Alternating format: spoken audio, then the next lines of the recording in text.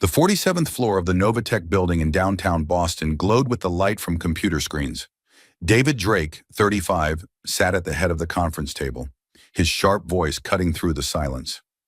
As the CEO of a leading tech company, he ran everything with the precision of a machine. Every minute of David's day was scheduled, from strategic meetings to meals delivered at exact times. Love to him was nothing more than a faded memory from the past, locked away after failures he preferred not to revisit. Today, the conference room was tense during a presentation on expanding into the Asian market. The executives listened intently, but fatigue was evident in their eyes. Suddenly, David's personal phone buzzed. The screen lit up with the name Lucas Sterling. David frowned and ignored it. Lucas, his college best friend, had a habit of calling at the worst possible times. But Lucas didn't give up. A second call came just as David was explaining the new profit model. Clara, David's 25-year-old personal assistant, stood in the corner of the room, glancing at his phone screen. With her chestnut curls and mischievous smile, she whispered, "Boss, Lucas is calling. If you don't pick up, he'll blow up your voicemail." David shot Clara a look, but she only responded with a sly shrug. David signaled for a pause in the meeting and took the video call. Lucas's face appeared, beaming with a wide grin, the backdrop a lush green field in the small town of Willow Creek. "David, you alive? I thought your laptop had swallowed you whole." Lucas laughed loudly. "Listen, I need you to be my groomsman this weekend. If you say no, I'm flying to Boston to drag you here myself." David rubbed his temples, feeling like his perfectly laid-out schedule had just been hurled into chaos. "Lucas, you know how busy I am. 3 investor meetings, quarterly financial reports, and a new AI project. I don't have time for a wedding in some whatever town." His tone was dry, but Lucas was undeterred. "You need a break, David.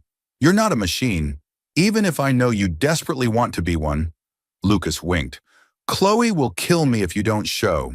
You're the only close friend I've got left from college. Don't let me stand there alone on my big day, okay?" Clara, still behind David, covered her mouth to stifle a laugh. "CEO of the year afraid of weddings? Or just afraid of seeing people happy?" she murmured, faking a cough to hide it. David turned and glared at her again, but the corners of his mouth tugged upward, an unusual sign of ease. The call ended with a reluctant promise from David. He would fly to Willow Creek that weekend, but only for one day. "One day, Lucas. No more," he emphasized before hanging up. When the executives returned, David tried to focus, but his mind had already drifted from the spreadsheets. He thought about Willow Creek, a place unfamiliar, filled with tree-lined streets and simple wooden houses, a stark contrast to Boston's world of steel and concrete. That evening, in his cold penthouse apartment, David checked his emails. A message from Grandma Evelyn popped up, attached with a photo of her standing by the rose garden on her suburban farm. At 75, Evelyn Drake still preferred writing handwritten letters and sending printed photos via email, a strange blend of old and new. David opened the email. She had written, "Dear Lucas just called me and told me about the wedding. I know you're busy, but sometimes a short trip can remind you that life is more than just numbers. Weddings are where hearts find new rhythm. Go, David." Reading the message, David felt a twinge of annoyance mixed with warmth. Grandma Evelyn had always seen right through him, even when he tried to hide his feelings behind a stoic facade. Last week, in one of their rare phone calls, she had said he was too busy to live, a comment he dodged by changing the subject to work. This message, though brief, felt like a continuation of that conversation, as if she knew he needed a nudge out of his comfort zone. He looked out the window, the city lights blinking like a massive circuit board. Years ago, he had loved someone. He had learned the hard way that love could fall apart faster than a failed deal. That woman had chosen fame over him, and since then, he'd built walls of logic to keep from making the same mistake again. But Evelyn's words made him wonder, even for a second, if he might be missing something important. Clara knocked and walked in with a cup of coffee and her usual mischievous grin.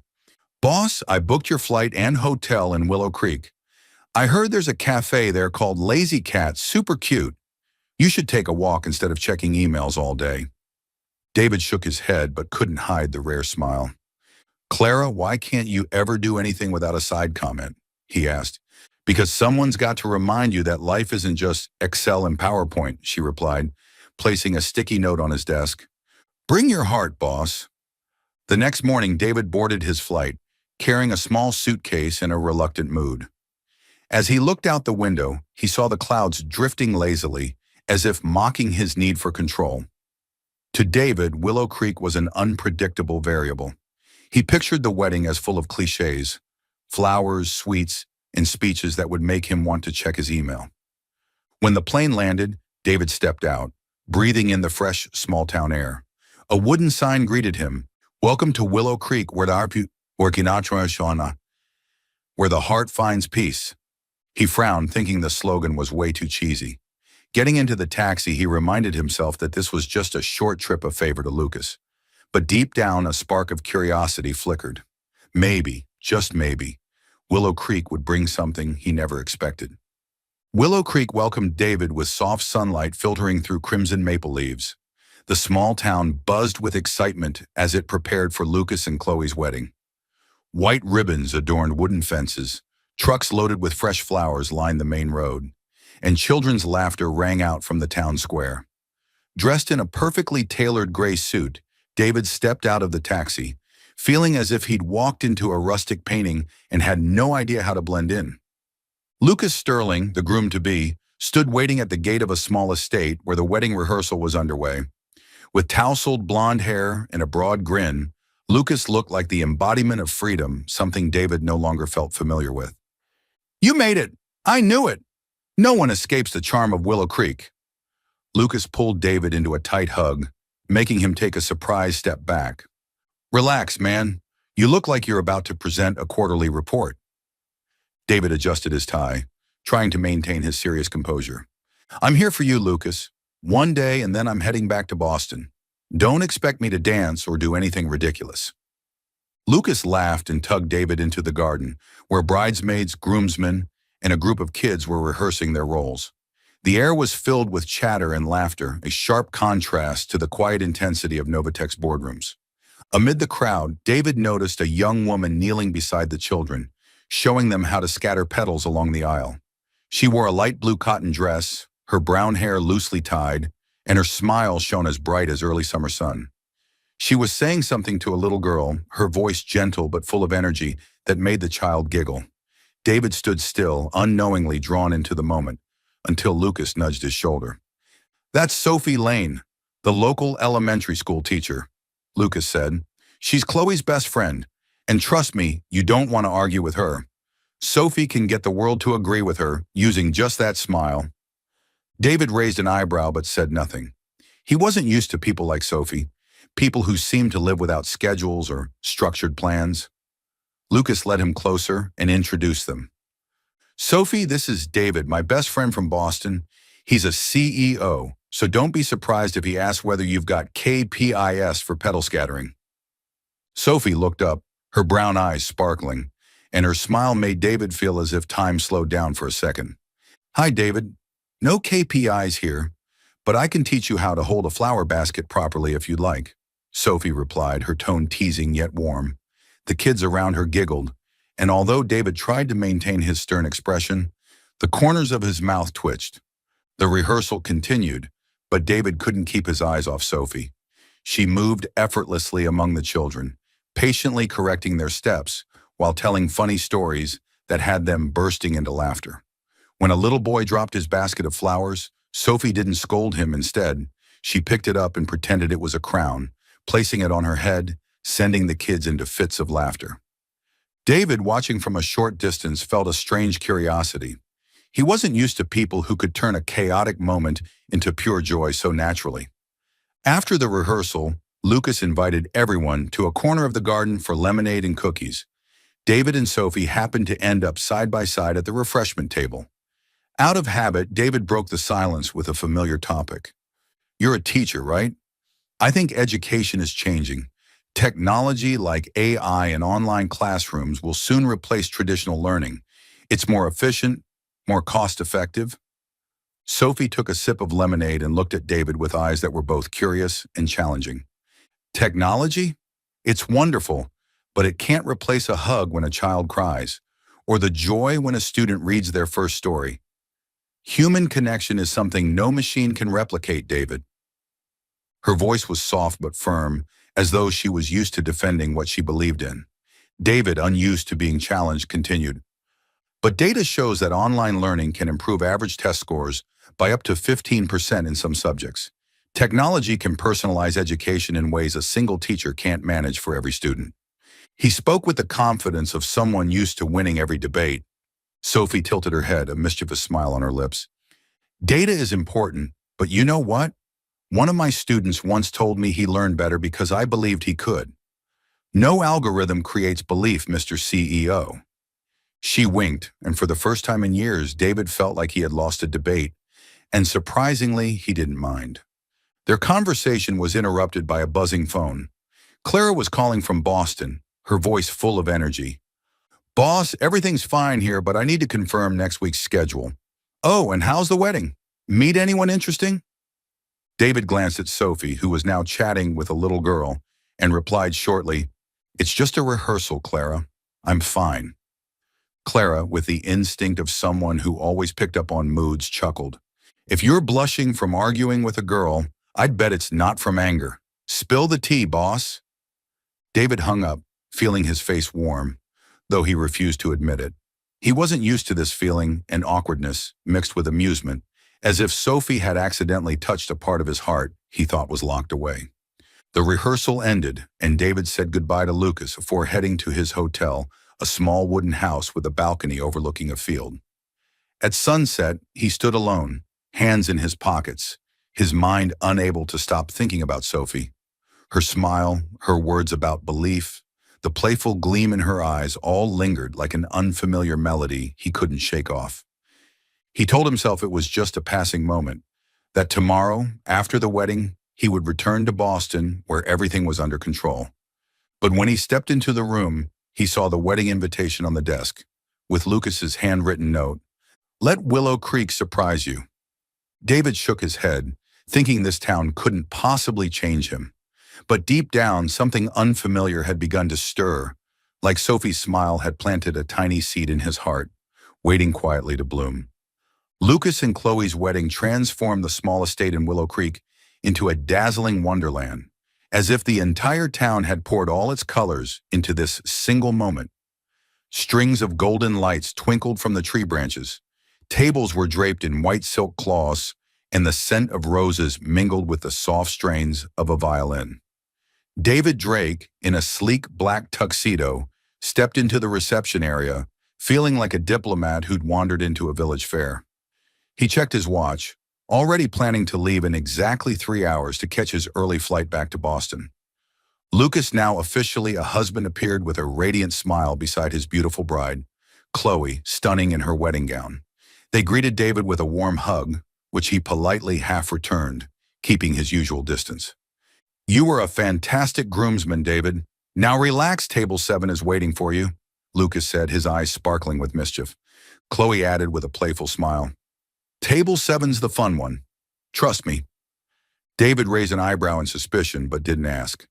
Table 7, decorated with small candles and jars of lavender, was designated for the single guest. David found his name card next to another. Sophie Lane. Before he could react, Sophie appeared wearing an emerald green gown, her brown hair gently falling around her shoulders, and a radiant smile that seemed to brighten the entire table. Fancy seeing you again, Mr. CEO, she said, her tone warm and teasing. David nodded, trying to remain composed, though a quiet warmth bloomed inside him. Their initial conversation was awkward like a song out of tune. David, used to structured discussions, opened with a safe topic. This wedding, it's quite well organized. How long do you think it took them to plan? Sophie, sipping a glass of wine, chuckled lightly. Probably a year, but I bet Chloe's been planning this since she was 10. Have you ever thought about marriage? Or is your schedule reserved for multi-million-dollar deals only? Sophie's question caught David off guard. He took a sip of water and replied flatly, I don't have time for things that don't yield clear returns. Weddings, to me, are high-risk emotional investments. Sophie tilted her head, her eyes sparkling with curiosity. So you don't believe in moments that can't be measured? Like when two people look at each other and just know they belong together? David shook his head, but his eyes unintentionally met hers, and he felt his heart skip a beat. The mood at table 7 became livelier as more guests joined in the conversation. One of Chloe's friends shared a story about getting lost while traveling, and Sophie jumped in with a hilarious tale about leading an entire class of students off track during a field trip. Laughter erupted, and even David, despite his reserved nature, found himself smiling at Sophie's ease. She told stories with animation, her hands moving as if painting the scene, and her eyes lit up as if the world itself was a story worth loving. When the band transitioned to a slow tune, Lucas reappeared, pulling Chloe along. "All right, everyone, no one's allowed to stay seated during this song," he announced. Before David could protest, Chloe gave Sophie a gentle push toward him. "David, you can't turn down one dance. Sophie's an amazing dancer." Sophie grinned, holding out her hand. "Come on, Mr. CEO, I promise not to step on your feet." Reluctantly, David took her hand. Her palm was warm, and as they stepped onto the dance floor, he felt a strange sense of harmony. Sophie guided him effortlessly, her steps light yet steady. "You're not as bad as I expected," she teased, her eyes glinting under the soft lights. David, a man who always stayed in control, found himself swept into the rhythm, into the way Sophie moved without inhibition. Her gaze, so open and free, unsettled him, as though she could see past the walls he'd built around his heart. In the middle of the dance, Lucas leaned in, placed a hand on David's shoulder, and whispered, "If you let her go, I'll never forgive you. Sophie's the kind of person you only meet once in a lifetime." David shot him a look, but Lucas's words stuck. He glanced at Sophie, who was now smiling at a little girl running across the dance floor, and felt a strange tug inside, a feeling he couldn't explain. The last time he'd let himself feel this way, his heart had shattered. His mind now fought hard to suppress anything that threatened his carefully constructed order. The song ended, but David hesitated before letting go of Sophie's hand. She smiled gently. "Thank you, David. Not bad for someone who lives by a schedule." He wanted to say something back, but only managed a nod, his tongue inexplicably tied. Sophie returned to the table, chatting with another guest, but her eyes flicked toward David briefly with a glimmer of emotion he couldn't quite name.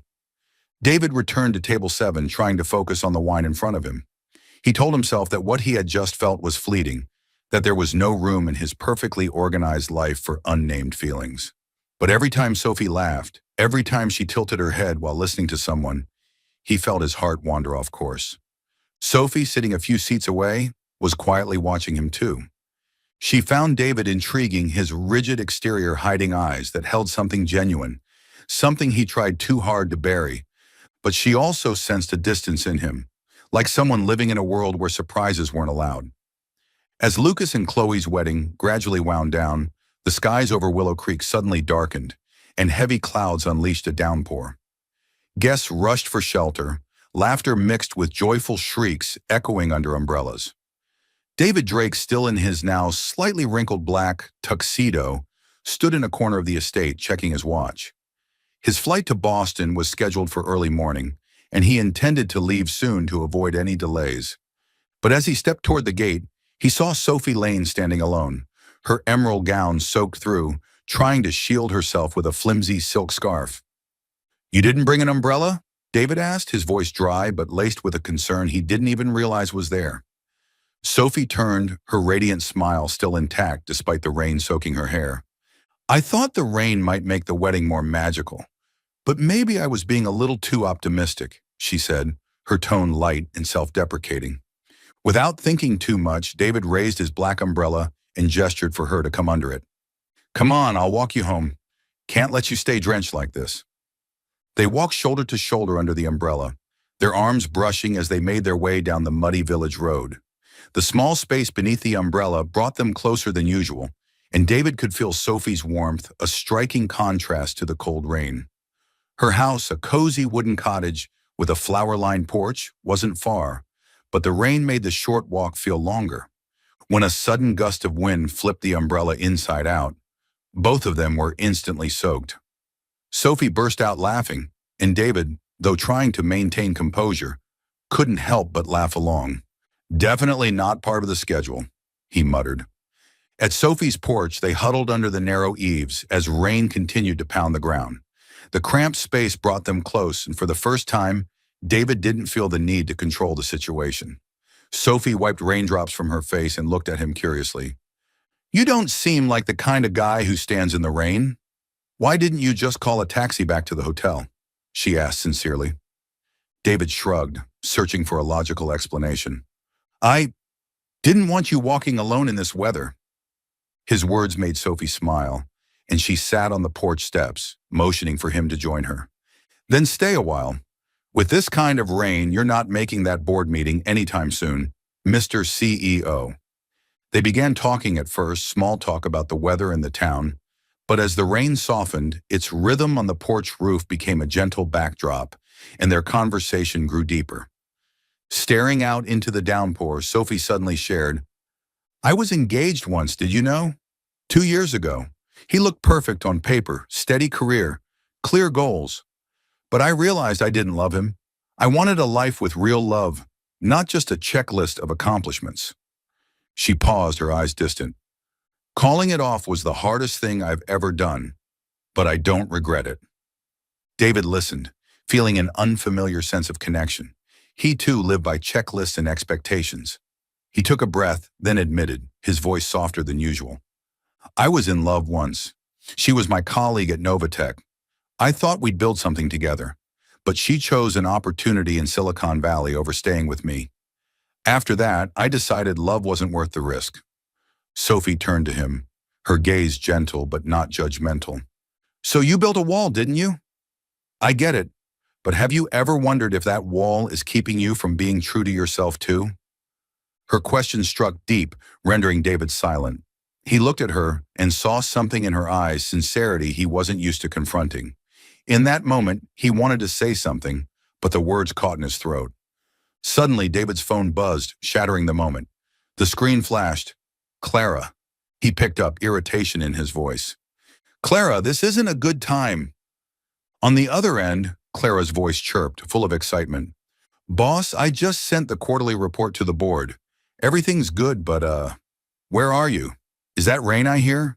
Don't tell me you're out in the rain with someone?" She giggled, then added, "They say people fall in love in the rain.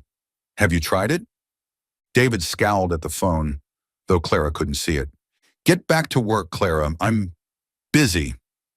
Sophie, having overheard the teasing, let out a clear, ringing laugh, one that overpowered the rain for a moment. David pretended to be annoyed and hung up, but inside something stirred. Sophie's laughter, the way she opened her heart without fear, it awakened a longing he hadn't allowed himself to feel in years. The rain began to ease. Sophie stood and smoothed out her damp dress. "Thanks for walking me home, David, and for the umbrella, even if it wasn't much help." She smiled, handing him the soaked umbrella. David took it, but then handed it back. "Keep it. I don't need it." Sophie raised an eyebrow but didn't argue. She nodded with a soft smile. She stepped inside, then turned back one last time. "Tonight was nice, Mr. CEO. I hope you find a reason to stay in Willow Creek a little longer." The door closed, leaving David standing under the eaves. The rain had stopped, but inside him, it still felt like a storm. He had felt closer to Sophie than anyone in years, but the scars of the past made him hesitate.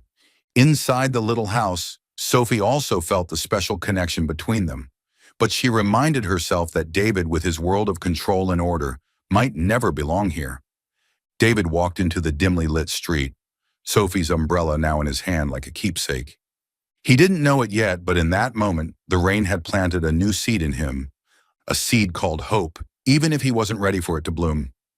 Still following the story? If this story found you outside of Soul Stories, we invite you home to where every touching tale begins with truth, hope, and heart. Boston welcomed David Drake back with his familiar hustle, blaring horns, neon lights, and an endless stream of meetings. Returning to the 47th floor of Novatech's headquarters, he dove into work like a machine set back to default. Financial reports, product launch plans for a new AI initiative, and a deluge of emails helped him temporarily forget Willow Creek. But whenever his eyes wandered to the window, in the skyline of cold, towering buildings, images of Sophie Lane resurfaced, her radiant smile, her steady voice, and the sincere look in her eyes that seemed to pull him out of the world of numbers. At night, in the silence of his penthouse apartment, David called his grandmother, Evelyn. At 75, she lived on a quiet farm, spending her days tending her garden and writing poems David had once called sappy. On the screen, she appeared with her silver hair neatly tied back and her kind smile.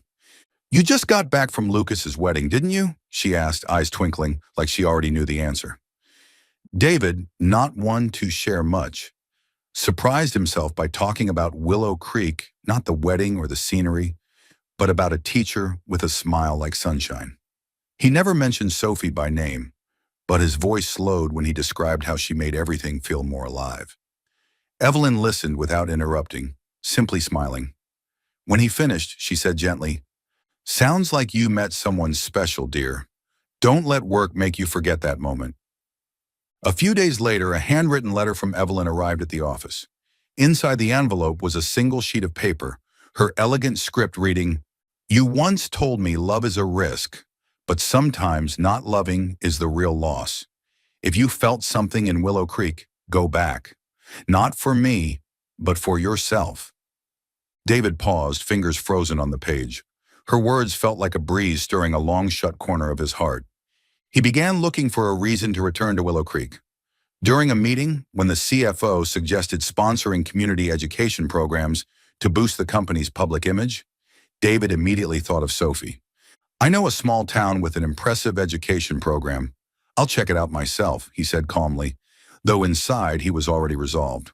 Clara, his assistant, raised an eyebrow from across the room, her mischievous glance suggesting she'd seen right through him. Willow Creek greeted David with crisp air and tree-lined streets. He headed straight to the town's elementary school, where Sophie taught. The small school, with its yellow-painted walls and sandy playground, felt like an entirely different universe from his office towers. When he entered the classroom, David saw Sophie kneeling beside a little girl around 8 years old with braided hair and wide eyes. The girl, whom he'd later learn was named Charlotte, said nothing, focused intently on drawing with a large sheet of paper. Sophie gently guided her hand, her voice soft. "See, Charlotte? When you draw a tree this beautiful, I bet even the wind wants to sing along with you." David stood silently at the door, observing. Chloe had told him about Charlotte that she hadn't spoken a word since her mother died in an accident. Sophie, with boundless patience, used art and storytelling to connect with her, hoping one day Charlotte would open up. David, who had always believed technology could solve everything, felt his heart stir. No algorithm could replicate this gentleness. No software could match the trusting look Charlotte gave Sophie. Sophie looked up and saw David. She smiled surprised but not unfriendly. "Back so soon, Mr. CEO? Checking the class KPIs?" she teased, standing and wiping her paint-stained hands on her apron. David, trying to maintain his professionalism, replied, "I heard this school had a noteworthy program. Novatech is considering a sponsorship. I'm here to evaluate." But his voice lacked the usual confidence, and Sophie, with her sharp intuition, sensed he hadn't come just for work. She invited him into the classroom where students were drawing scenes of autumn. Charlotte, still silent, handed David a sheet of paper and a colored pencil. He hesitated. This wasn't a situation he had a script for. Sophie smiled. "Just draw, David. It doesn't have to be perfect. It just has to be yours." David awkwardly drew a curved line he called a cloud. Charlotte looked at the drawing, then smiled a small but unmistakable smile that warmed David's heart more than he expected. During recess, Sophie brought David to the playground where the children played tag. She told him about her program, about how she used art to help students like Charlotte heal. "I believe every child has a story," she said, eyes glowing with passion, "and my job is to help them tell it, whether in words or brushstrokes." David listened, truly listened, and for the first time realized that no matter how advanced, technology couldn't reach the deepest corners of the human heart. He looked at Sophie and saw a sincerity he'd forgotten existed. And Sophie, while talking, began to notice something in David too, a seriousness that masked a wounded heart still longing for connection. She admired the effort he was making, awkward as it was, to enter her world. When the school day ended, David offered long-term funding for Sophie's program. Novatech can provide equipment, scholarships, anything you need, he said, voice polished, but his eyes betraying something else. Sophie smiled and nodded. Thank you, David, but I hope you'll stay long enough to see the kids grow. That's the real investment. Her words were gentle but carried something deeper, like an invitation. David left the school walking down the shaded path, his heart full. He had come under the guise of work, but what he truly wanted was to stay close to Sophie, to the world she represented, one filled with honesty and hope. As the sun set, he held the child's drawing of his cloud, thinking that perhaps, for the first time, he was learning how to let his heart lead. Sophie Lane's classroom at Willow Creek Elementary was bathed in the soft golden glow of afternoon light. The walls were covered in colorful student artwork, and the air buzzed with the gentle sound of pencils scratching, children's quiet laughter, and the scent of wood from the small desks, creating a warm space, a world apart from the hectic pace David Drake was used to. He stood at the door, wearing a simple white dress shirt, holding a folder, a flimsy excuse to return to Willow Creek again, though he knew the real reason wasn't written on those papers. Sophie, dressed in a thin sweater and a paint-stained apron, was guiding a group of students with the day's assignment. What makes you happy? She moved between the desks, praising each drawing with a sincerity that lit up the kids' faces. David, watching from a distance, felt an unfamiliar calm wash over him. He had originally planned to stop by just to discuss Novatech's sponsorship program, but something in him resisted leaving this space. Charlotte, the 8-year-old girl with big eyes and braided hair, sat quietly in the corner, focused on her drawing. Sophie had told him that Charlotte hadn't spoken since the loss of her mother, but the girl always expressed herself through art. Curious, David walked over and took the small chair beside her. "What are you drawing, kiddo?" he asked, his voice gentler than usual. Charlotte didn't respond. She simply slid the paper toward him. On it was a drawing of a house with 3 figures standing out front: a woman with brown hair, a tall man, and a small girl. David recognized them instantly, Sophie, himself, and Charlotte. Sophie, passing by, caught sight of the drawing and froze. Her cheeks flushed pink, and she quickly turned away, pretending to adjust a box of colored pencils. David, also caught off guard, tried to remain composed. "That's a nice drawing, Charlotte. Is this your family?" he asked, his voice faltering slightly. Then unexpectedly, Charlotte looked up at him, her eyes shimmering. And in a moment no one saw coming, she whispered soft but clear, "Daddy." The word dropped like a stone into a still pond, sending ripples through David's heart. Sophie stood frozen, clutching the pencil box. David didn't know how to respond. He looked at Charlotte, then at Sophie, overwhelmed by emotions he couldn't name. Sophie, regaining her composure, knelt beside the girl and smiled gently. "That's a beautiful picture, Charlotte. Mr. David and I love it," she said, her voice calm but her eyes avoiding his, as if afraid of facing her own feelings. Charlotte smiled a rare, precious smile and returned to her drawing as though Daddy had been just another stroke of her crayon, accidental but deeply meaningful. When class ended and the children left, David and Sophie stayed behind to tidy up in silence. David held Charlotte's drawing, his fingers trailing along the lines. "She's got quite the imagination," he said, attempting to lighten the mood. Sophie chuckled, but her smile couldn't hide her flustered expression. "Charlotte doesn't speak often, but when she does, every word comes from the heart. Maybe she sees something in you that makes her feel safe." Her words made David's heart pound, as if Charlotte's picture had outlined a future he hadn't dared to envision. They continued talking, but the air between them had changed, closer now, but more charged. Sophie spoke about how she used art to help Charlotte heal, how over time the little girl had begun opening up through her drawings. David listened, realizing that Sophie wasn't just a teacher, she was a light bringer, someone who illuminated the dark corners of others. He wanted to tell her that she was doing the same for him, but the voice of reason, the one that had kept him guarded for years, held him back. That evening at his Willow Creek hotel, David was reviewing emails on his laptop when he accidentally sent Clara the wrong attachment, a photo of Charlotte's drawing. Almost instantly, she replied, "Boss, I think you meant to send me the quarterly financials, not a kid's drawing of a house, a teacher, and You? I'm gonna laugh and also say, you're in love. The message ended with a string of laughing emojis. David felt both annoyed and amused. He typed back, Clara, get back to work and stop imagining things. But as he turned off his phone, he couldn't deny that her teasing had struck closer to the truth than he wanted to admit. Sitting alone in his hotel room, David looked at Charlotte's drawing, now neatly folded in his folder. Her whispered word, Daddy, echoed in his mind, awakening a longing he'd buried long ago. The longing to belong somewhere, to someone. But his logic, sharpened over years of control and caution, warned him that emotions like these could only lead to pain. He thought back to the time he'd let someone in and been betrayed. Could he face the risk again? Across town in her cozy wooden house, Sophie couldn't sleep either. She sat by the window, moonlight spilling across Charlotte's drawing. The image of the three of them, her, David, and Charlotte, made her heart ache. She liked David.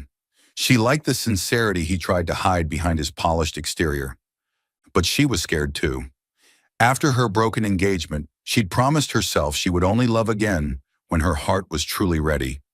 Could David, with his life in Boston and his world of order, be someone she could trust? She felt a flutter of hope tangled with uncertainty. David stepped out onto his hotel balcony. The night air in Willow Creek was cool and clean, tinged with the scent of dried grass and lavender. He held Charlotte's drawing, his fingers brushing the sketched lines of the house. His thoughts swirled, quiet but relentless. To him, the picture wasn't just a child's fantasy.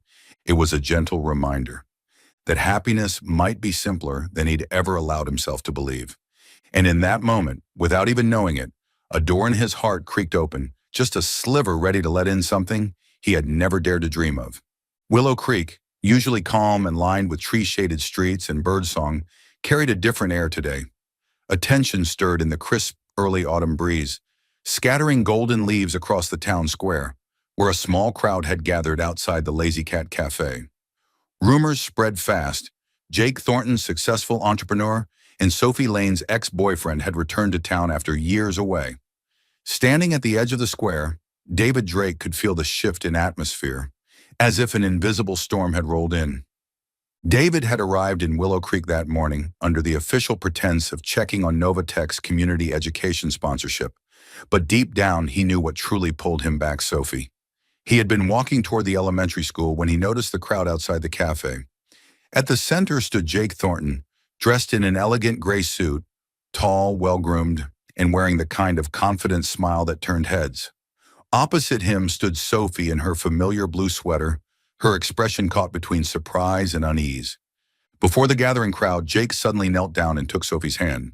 "Sophie," he said, voice low and resonant, like a well-rehearsed speech, "I was wrong to leave you. I haven't stopped thinking about you all these years. Come back to me. I promise you everything a life you deserve." The crowd murmured. Some people even cheered. But Sophie only bit her lip, her eyes visibly conflicted. From a short distance away, David watched, his chest tightening. The sight of Jake on one knee, Sophie's faltering gaze, and the effortless confidence of the other man cut into him like a blade. He'd seen this before: someone he loved choosing the promise of something better. And now it felt like history was repeating itself. Sophie, with her radiant smile and warm heart, seemed to belong to a world he could never quite fit into. David turned away and walked briskly toward the school, suppressing the wave of helplessness rising within him. Sophie arrived to class late, her hair slightly tousled, her eyes still carrying a hint of confusion. She smiled as she guided the children through their craft project, but David, standing by the doorway, could see the difference. He wanted to ask about Jake, to know what she was thinking, but instead of approaching her, he held back. "I just stopped by to review the program," he said flatly, clutching his folder. Sophie nodded, though her expression flickered with disappointment, like she had hoped he'd say something else. That afternoon, David sat in the Lazy Cat Cafe, a cup of cold coffee untouched in front of him. He called Clara, his voice heavy. "Clara, set up next week's meetings. I'll be heading back to Boston early. The sponsorship project here, someone else can take over." Clara paused on the other end before answering, suspicion clear in her voice. "Boss, what's going on? Just last week you were excited about Willow Creek. Now you're bailing? Is this about Sophie?" David frowned, trying to keep his voice even. It's nothing, Clara. I just need to focus on work. But Clara, ever intuitive, wasn't buying it. Boss, love isn't something you run from, it's something you fight for. If you care about her, say so. Don't make me fly out there and drag you out of your CEO shell. David hung up, but her words hit their mark. He knew she was right, yet the fear of losing Sophie, of risking another heartbreak, kept him clinging to the safest option. Retreat. Sophie, back in her wooden cottage, sat at the kitchen table with a warm mug of tea. The image of Jake on one knee lingered in her mind. He had once been the man she thought she'd marry, but his return now only brought confusion. She remembered why she had ended the engagement. Jake had wanted a perfect life on paper, a life without room for vulnerability or heart. She stared out the window, her thoughts drifting to David, so guarded on the outside, yet so sincere underneath it all. He stirred something in her, but he always seemed to keep a distance, and that made her wonder if she was chasing something that could never be real. Back in his hotel room, David opened his laptop and tried to focus on emails, but his mind kept returning to the image of Jake holding Sophie's hand. Did Sophie still love him? Would she choose a man like Jake, confident, successful, someone who fit easily into her world? David thought of all the moments he had shared with Sophie, her laughter, the way she made him feel truly alive. But the memory of past betrayal loomed large. I don't belong here, he muttered, closing the laptop. His decision to leave Willow Creek came quickly, almost reflexively. He messaged Clara to book his flight and clear his schedule. Clara replied shortly, I'll do it, but I bet you'll regret this. David ignored it, convinced that returning to Boston was the right choice. Willow Creek, with its quiet streets and warm-hearted people, wasn't meant for someone like him. Someone who lived by logic and plans that made no space for emotions. Meanwhile, Sophie walked to the school to prepare the next day's lesson. She paused in front of Charlotte's drawing, still hanging on the classroom wall, 3 figures standing before a house. She traced a finger along the lines, her heart in turmoil. Jake represented her past, but David, even in his distance, had made her feel something new. She wondered if she should open her heart or keep it protected, as she always had. David stood outside his hotel, gazing at the lights of the quiet town. He thought of Sophie, of her smile, of how she made him want to become a better version of himself. But the fear of losing her, of facing another heartbreak, was stronger than everything else. He chose to walk away, convinced it was the best way to protect them both. Under Willow Creek's night sky, he stepped into the car, carrying a heavy heart, unaware that this choice would lead him to a greater turning point than he ever expected. Late autumn Boston was cloaked in gray, from the towering skyscrapers to the misty drizzle chilling the streets. Back at Novatech, David Drake immersed himself in work, using it as a shield against thoughts of Willow Creek. Meetings, emails, and the upcoming AI product launch swept him back into a familiar routine. But every time his eyes drifted to the window, an image would return. Sophie Lane, her radiant smile, her sincere gaze lingering like a melody he couldn't shake. He kept telling himself leaving town had been the right decision, that he didn't belong in Sophie's world. But his heart kept asking, was I just running away? In Willow Creek, Sophie packed her suitcase in the little wooden house she called home. She had received an invitation to attend a teacher training program in New York, an opportunity to explore innovative education methods. But as she folded clothes into her luggage, her heart felt heavy. David's sudden departure had left a space she couldn't explain. She had hoped he would say something, give her a reason to believe the moments they shared weren't fleeting. But he had chosen Boston. He had chosen work. And Sophie reminded herself not to expect more. At the elementary school, the classroom still felt warm, but something was missing. Charlotte, the 8-year-old with big eyes and braided hair, sat in the corner, quietly drawing. Sophie noticed the girl was more withdrawn than usual, her gaze searching for something. When Sophie gently asked what was wrong, Charlotte pushed a sheet of paper toward her. Scrawled across it in uneven handwriting were the words, "Where is Mr. David, miss?" Sophie gave a sad smile, brushing the girl's hair. "He's busy in the big city, Charlotte, but he helped our class a lot, didn't he?" Charlotte didn't answer. She just looked down, disappointment written plainly on her face.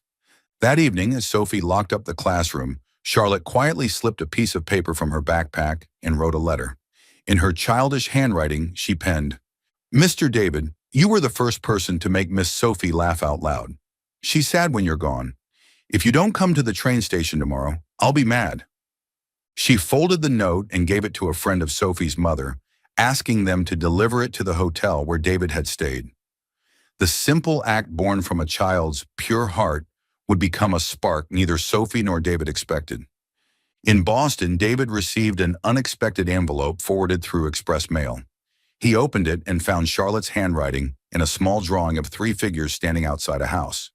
The familiar image from the classroom. Her message hit him like a wave. He sat down, hands trembling slightly, reading the words over and over. "If you don't come to the train station, I'll be mad." Images came flooding back Sophie's smile, the way she looked at Charlotte, the moments they shared in the rain. He could no longer ignore what he felt. That night, David's phone rang. The screen read, "Grandma Evelyn." He picked up and her voice came through, firm but warm.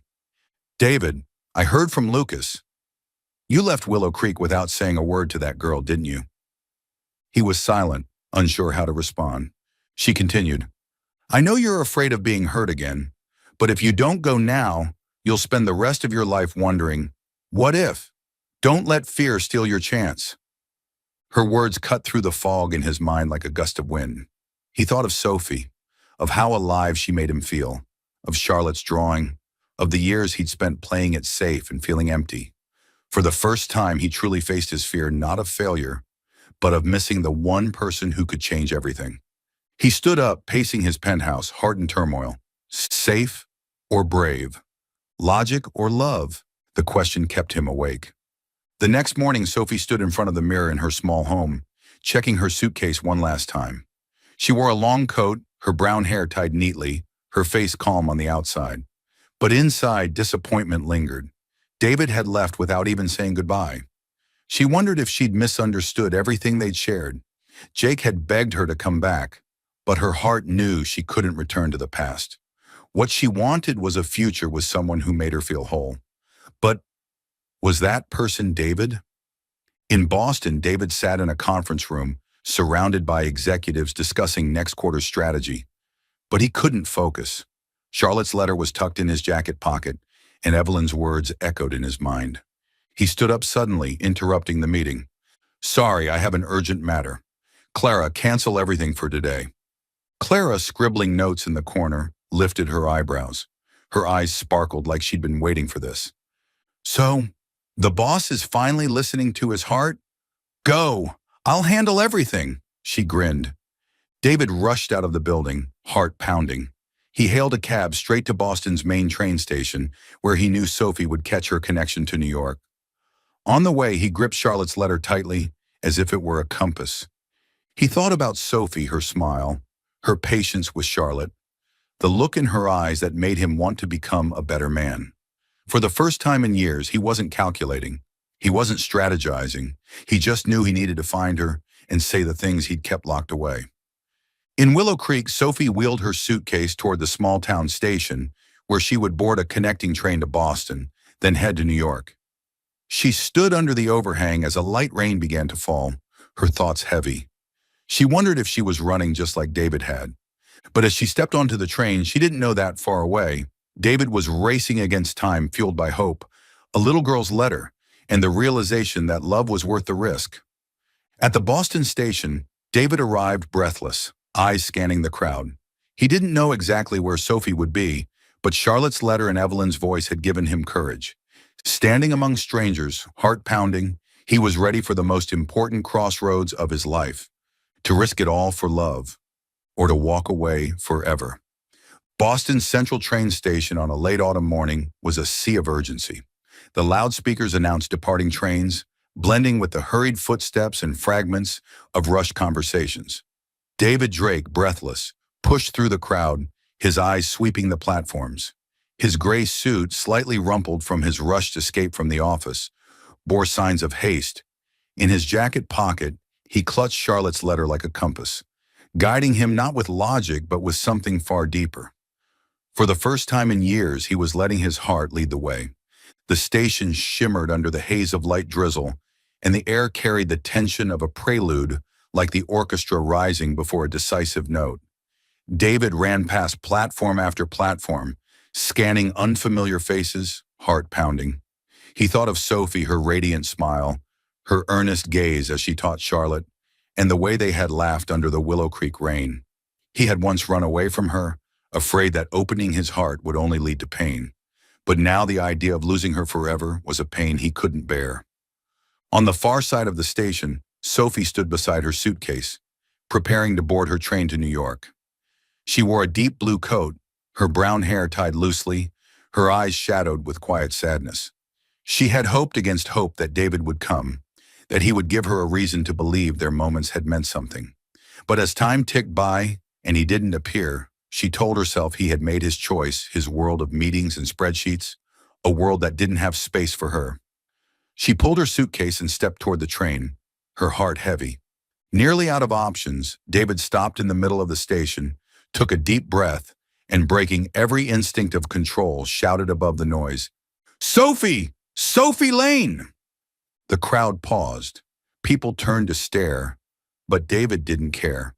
He called again, louder, voice breaking with emotion, as if the world itself had shrunk to just her name.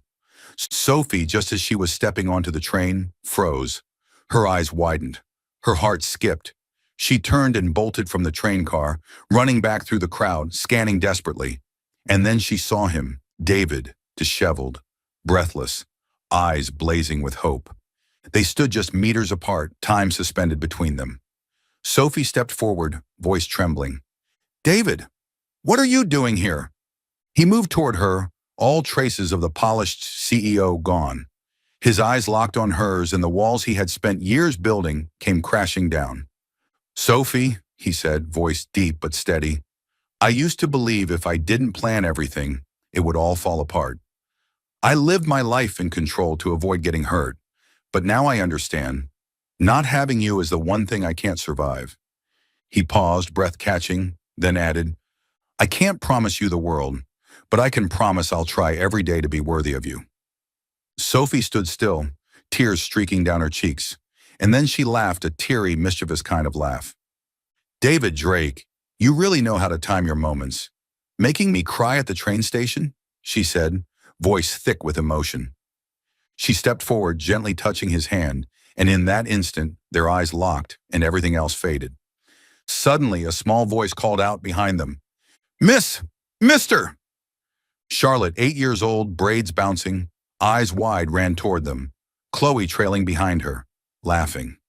No one knew how Charlotte had gotten to the train station, but there she was, charging into their arms with the fearless heart of a child. "Family," she shouted, her voice ringing clearly for the first time since her mother had passed.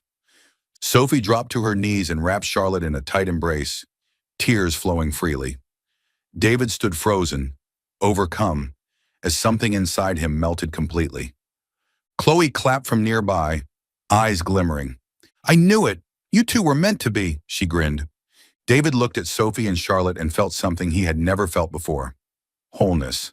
Sophie looked up, still holding Charlotte, eyes full of love. "Are you sure about this, Mr. CEO?" she teased softly. "Because if you stay, I'm not letting you go back to those endless meetings so easily." David laughed, a rare, genuine laugh. "I've never been more sure," he said, squeezing her hand. Her hand was warm, steady, like a promise that together they could face anything. Charlotte, still hugging them both, looked up and beamed as if she had always known they belonged together. The crowd at the station began to disperse, fading into the background. For a moment, it was just the three of them, David, Sophie, and Charlotte, caught in a scene that felt written from a dream. The loudspeaker called out train departures, but Sophie no longer looked toward the platform. She held David's hand, feeling the rhythm of his heartbeat, and knew she had found what she'd been searching for, someone who made her believe in love again. David, for the first time in his life, wasn't thinking about deadlines or emails. He saw Sophie, he saw Charlotte, and he saw a future he had never dared to imagine. The fears of his past, the old wounds, they were now just shadows in the light of this moment. He knew the road ahead wouldn't always be easy, but with Sophie by his side, and Charlotte as the unshakable bond between them.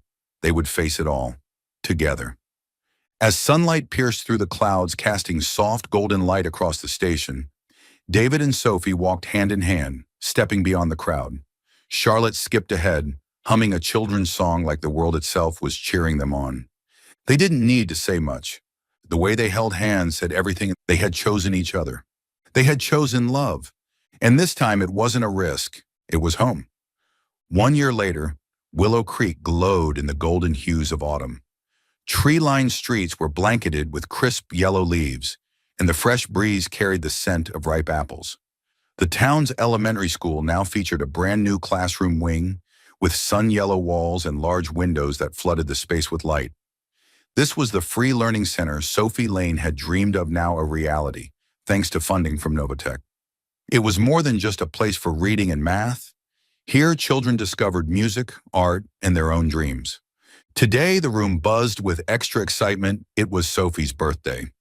Dressed in a light blue cotton dress, her brown hair falling loosely over her shoulders, Sophie moved gracefully between desks, helping the children with a special craft project. Laughter and whispers filled the room as the kids giggled about a surprise they had been planning all week. Charlotte, now a more confident 8-year-old, led the group with bright eyes and a handmade card in her hands. Sophie, unaware of what was coming, simply smiled and continued guiding her students, not knowing that the entire town had quietly conspired to make this day unforgettable. David Drake stepped into the room carrying a box labeled STEM Kits, simple, colorful coding tools he had designed for children to build mini robots. A year ago, he never would have imagined himself standing in a classroom, teaching kids how to make robots dance with blocks of code.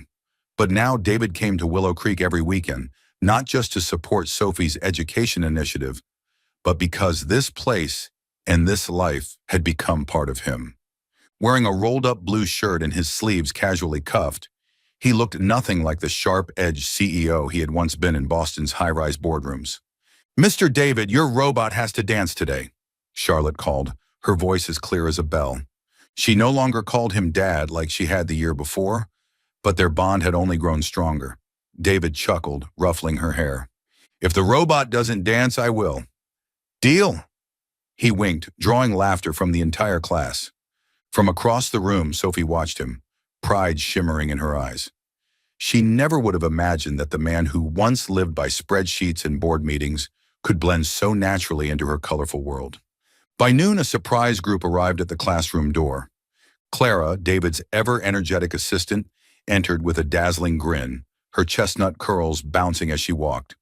Beside her was Evelyn, David's elegant grandmother, carrying a small bouquet of lavender from her farm. "My boss now paints watercolors and knits scarves," Clara declared with mock disbelief. "The earth really is round," she added, making the kids burst into giggles. Evelyn, calm and smiling, looked at David with warmth. "Clara, don't tease him. David's just learning how to live as his true self," she said softly. Sophie, surprised and touched, hugged Clara tightly before turning to Evelyn. "You came all the way here? I thought you preferred staying at the farm." Evelyn placed the lavender bouquet into Sophie's hands. "I couldn't miss the birthday of the woman who brought my grandson's heart back to life. You deserve this special day, Sophie." Sophie blushed, and David, standing beside her, cleared his throat awkwardly, his attempt to hide a grin failing miserably. As the sun dipped lower, the whole class suddenly stood and burst into song, "Happy Birthday," with Charlotte conducting from the front. A small cake, decorated with sugar flowers and flickering candles, was placed on the table. Overwhelmed, Sophie leaned forward and blew out the candles amid a chorus of cheers and applause. Charlotte ran up and handed her the oversized handmade card, its surface covered in colorful crayon messages and childlike doodles. "Miss Sophie, I hope you're always as happy as today," Charlotte said proudly, her voice clear and confident. Sophie pulled her into a warm hug, tears sparkling in her eyes. From the back of the room, David watched them, his heart swelling with a kind of joy he had never known. 1 year ago, he had raced to the train station, taking the biggest risk of his life for love. Today, he wasn't just holding on to Sophie, he had found a family, a community, and a version of himself that he actually liked. He stepped forward, gently placed a hand on Sophie's shoulder, and in a quiet moment unseen by most, pressed a soft kiss to her forehead. It was a simple gesture, but filled with all the love in the world. The class erupted in whoops and cheers. Clara let out a dramatic whistle. 10 out of 10 for romance, boss. Sophie looked up, locking eyes with David. They both smiled, a smile that said more than words ever could. They had made it. Through fears, through distance, through doubts, they had arrived here, together. Outside the classroom window, Evelyn watched them with quiet pride. She thought of the poem she used to write, about how love was like the wind, impossible to hold, yet powerful enough to move mountains. David and Sophie had found just that, not a perfect love, but one that made them brave enough to change, to be honest, and to believe again. The birthday party continued with stories and laughter. Clara told the tale of David's disastrous first attempt at knitting, which had ended in a yarn disaster. The kids howled with laughter. Even David, once stiff and composed, laughed along, recounting his own journey with a newfound warmth. Charlotte, nestled in between Sophie and David, began a new drawing. It was another house, but now it had more people. Clara and Evelyn included. Their family had grown. As twilight settled and golden light streamed through the windows, David and Sophie stood side by side, hands intertwined, watching the children play. They didn't need to say anything. This was home not just for them, but for everyone who had helped them believe in love again. And so their story ended not with grand gestures, but with soft glances, joined hands, and laughter echoing in the background. A quiet promise lingered between them. Love isn't about finding someone perfect. It's about finding someone who makes you brave enough to grow, to be real, and to believe again.